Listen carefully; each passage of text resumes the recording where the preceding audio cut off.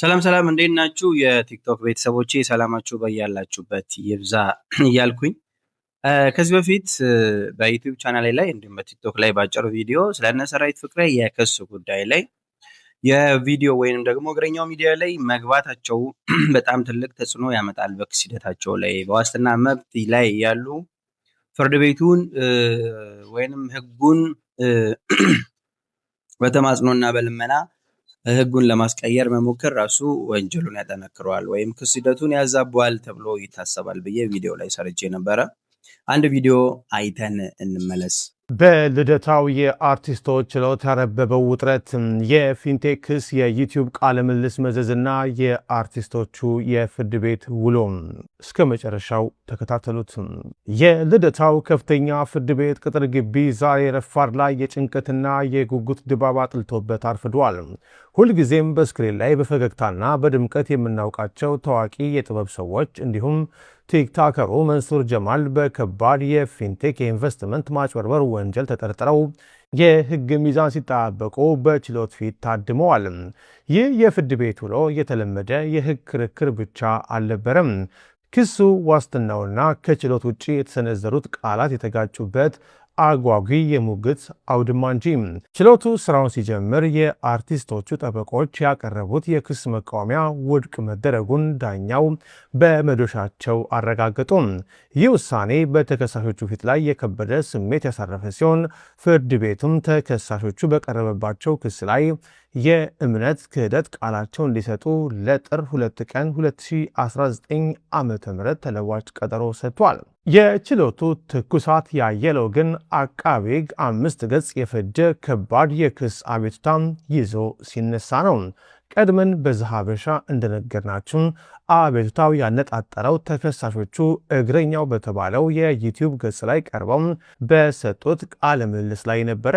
አቃቤ ሕግ በቁጣ ስሜት እንደገለጸው ጉዳዩ በፍርድ ቤት እየታየ ባለበት ወቅት ተከሳሾቹ መግለጫ መስጠታቸው የፍትህ አጣጡን ሂደት የሚያዛባና በህግ ላይ ተጽዕኖ የሚያሳድር ነው። በዚህም መሰረት አቃቤ ሕግ በሚከተሉት ታዋቂ አርቲስቶች ላይ የሰጠው ዋስትና እንዲነሳና ቅጣት እንዲጣልባቸው ለፍርድ ቤቱ ጥብቅ ጥያቄ አቅርቧል።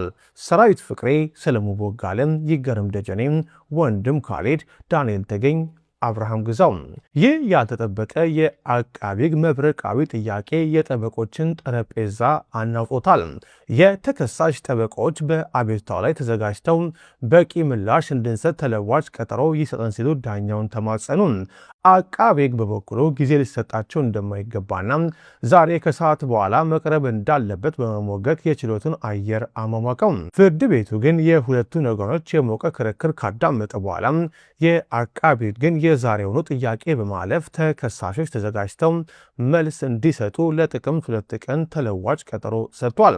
በዚህ ዕለት ቃለ ምልልሱ ሲሰጥ አብሯቸው የነበረው ጠበቃም እንዲሁም ተክለ ሃይማኖት አዳነም የራሳቸውን አስተያየት ይዘው እንዲቀርቡ ፍርድ ቤቱ ጥብቅ ትዕዛዝ አስተላልፈዋል። ከነጻነትና እስር ፍልሚያ ባሻገር ተከሳሾቹን ሌላም የህልውና ጥያቄም እናንተ የኖክ ዛብሻ ላይ ወይም ደግሞ ዛብሻ የቲክቶክ ቻናል ላይ መከታተል ትችላላችሁ። በዋናነት ሀሳቡ ምንድነው?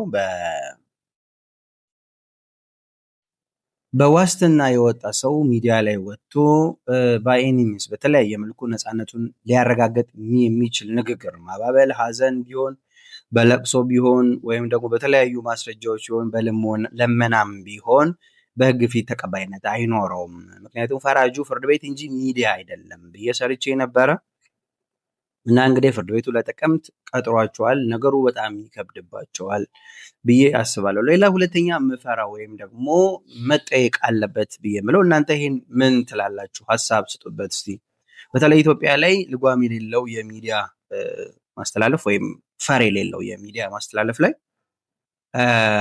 እንደነ ሶፎንያስ በፕሮቴስታንቱ ላይ ምክንያቱም የተክለ ሃይማኖት አዳነ የክስ ይዘት በመከላከያ ልብስ ለብሶ በቀረበው ልጅ ብቻ ሳይሆን ከዚህ በፊትም ተደጋጋሚ ክሶች ወይም ውንጀላዎች በአንድ ቤተ እምነት ላይም ተቃውሞ ደርሶበት ነበር። በኢትዮጵያ ኦርቶዶክስ ተዋሕዶ ቤተክርስቲያንም እንዲሁም በፕሮቴስታንቱ ላይ ማለት ነው።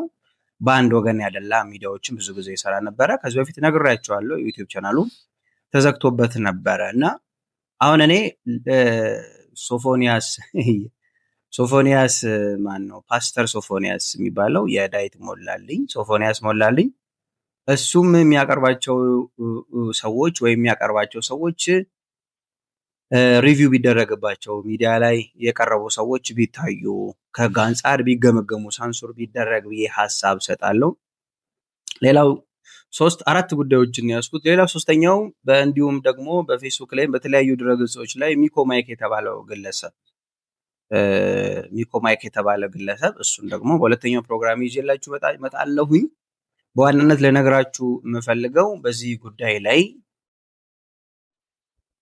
ላይ በዋስትና ያለ ሰው ለሚዲያ ላይ ማባበል መቻል ወይም ህጉን ለመጠምዘዝ ለመሞከር ተጨማሪ ፍርድ ቤቱን እንዳይወስን ሊያደርግ የሚችሉ ድርጊቶችን ቢያደርግ ፍርድ ቤቱ ተቀባይነት አያገኝም፣ ወንጀሉን ያጠነክረዋል የሚል ሀሳብ ሰጥቼ ነበር። ለማንኛውም እንግዲህ ጥቅምት ላይ ተቀጥረዋል።